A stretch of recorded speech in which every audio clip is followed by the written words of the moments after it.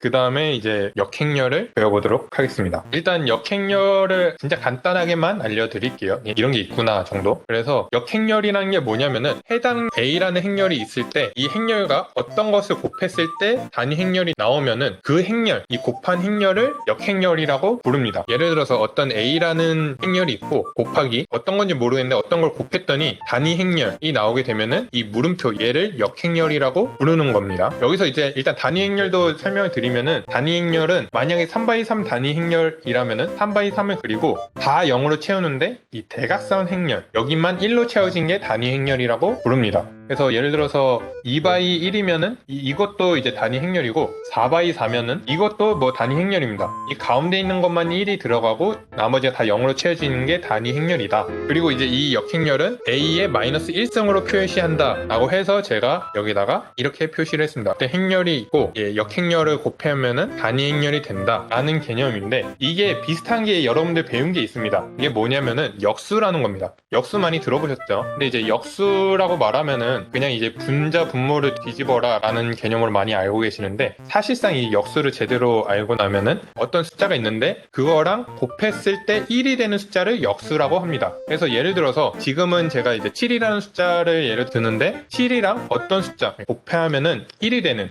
이 물음표를 역수라고 표현을 하는 거죠. 근데 이제 저희는 다 알죠. 그 역수가 7분의 1이라는 거를. 그래서 7이랑 7분의 1을 곱하면은 1이 되는 거고 얘가 7의 역수가 되는 겁니다. 7분의 1이. 그리고 여러분들 이제 또 배웠던 거 중에 하나는 이 7분의 1을 7의 마이너스 1승으로도 표현할 수가 있습니다. 여기서 이걸 떠와서 역수는 어떤 숫자의 마이너스 1승으로 표현을 하니까 역행렬도 똑같습니다. 지금 여기에 A라는 행렬이 있고 A의 마이너스 1승을 역행렬이라고 한다. 근데 여기서 지금 역수에서는 숫자니까 곱했을 때 1이 되는 숫자를 표현을 했는데 역행렬에서는 이제 숫자가 채워져야 되니까 여기서는 단위 행렬이라고 표현을 한 거고 1로 채워져 있는 행렬이 아니라 이렇게 가운데만 1이 들어가 있고 대각선에만 0으로 채워져 있는 것을 이제 만드는 행렬이 역행렬이다 라고 생각을 하시면 됩니다. 이 단위 행렬이 숫자 1이랑 거의 비슷한 역할을 한다고 보시면 돼요. 그 다음에 이제 이 역행렬을 그러면 구해야 되겠죠. 만약에 예를 들면은 51이라는 숫자가 있으면은 이 51의 역행렬은 51분의 1을 곱하면 1이 나오니까 50분의 1이 역수가 되는데 역행렬은 좀 복잡한 방식을 해야 됩니다. 그래서 그거를 간단하게 알려주면은 2x2 행렬이 있을 때 역행렬 구하는 방법은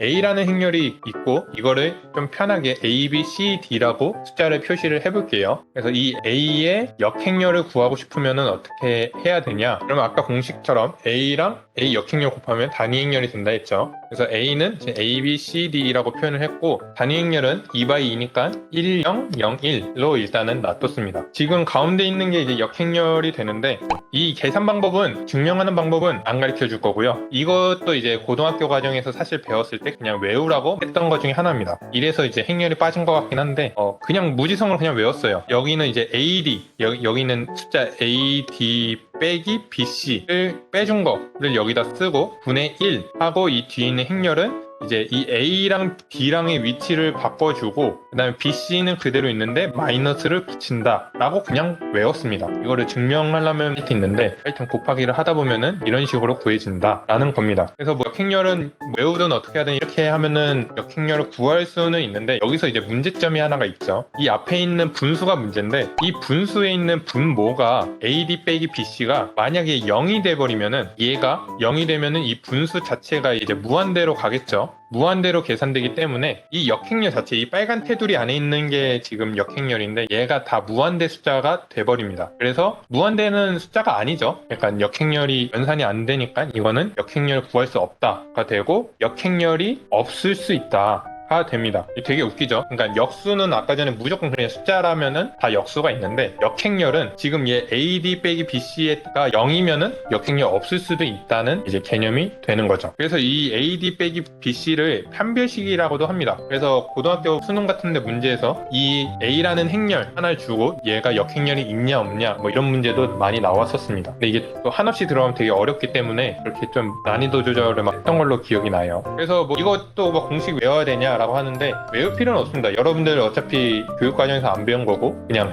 이런 게 있구나 정도만 알고 계시면 되고 사실 이거는 매틀랩에서 다 계산을 할 수가 있습니다.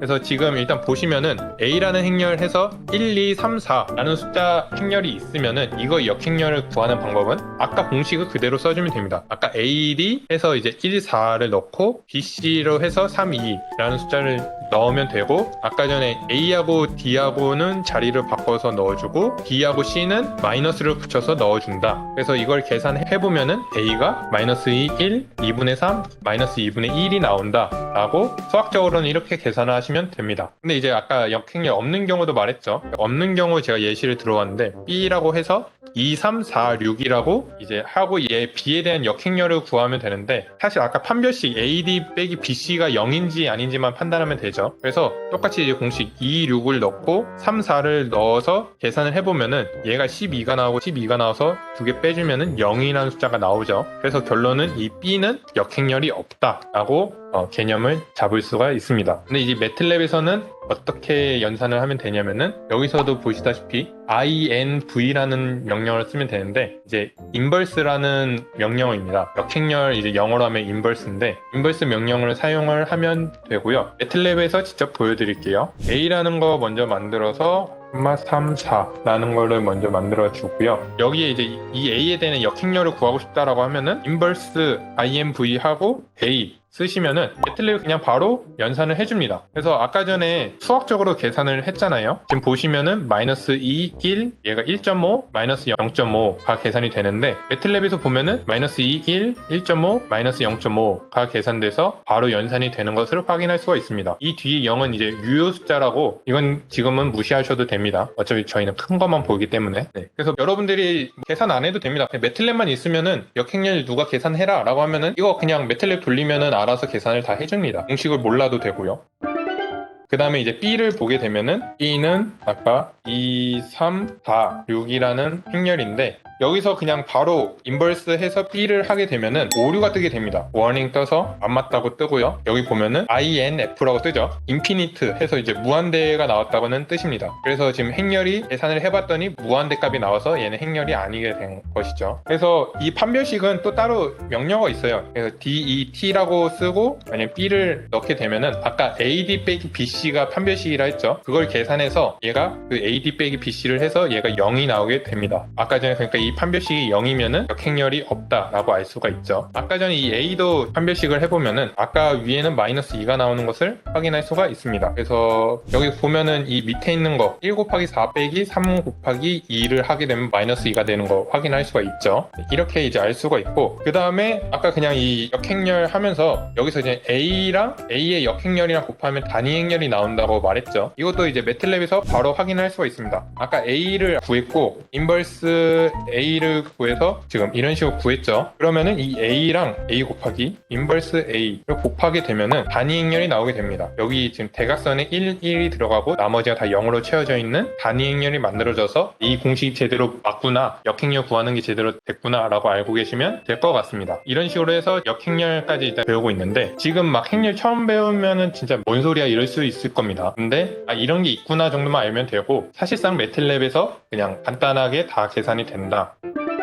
역행렬 이제 추가적으로 몇 개가 더 있는데, 그냥 이거는 3x3 행렬 이상, 그냥 지금 아주 기본적인 2x2 행렬만 알려줬잖아요. 사실상 3x3 행렬이 구할 수 있고 고등학교 과정에서도 배우긴 배웠습니다. 근데 이게 진짜 자세히 들어가면 엄청 복잡해요. 그래서 이거는 거의 문제로 안 내던가 하는데, 잠깐 혹시나 보여드리면은 3x3 역행렬 구하는 방법이 나옵니다. 그래서 이 3x3 역행렬 구하는 방법이 현실 판별식 구하고 얘를 이제 쪼갭니다. 지금 이 두 줄을 빼고 여기 있는 거를 빼고 이런 식으로 계산을 합니다. 되게 복잡하게. 그래서 지금 가우스 소거법도 있는데 막 하여튼 복잡하게 구해서 이런 식으로 역행렬을 구한다 라고 하는데, 지금 얘 예제를 보면 되겠네요. 지금 보면은 m이라는 행렬이 3x3이 있고 역행렬을 구하면은 얘가 나온다 라는 건데, 사실상 이거는 매틀랩에서 바로 보면은 3x3 행렬 계산하라고 하면은 복잡한데, 누가 만약에 역행렬 좀 구해라 라고 하면 여러분들은 자연스럽게 매틀랩을 키면 되고, 매틀랩에서 이 행렬 지금 m이죠. 1, 2, 3,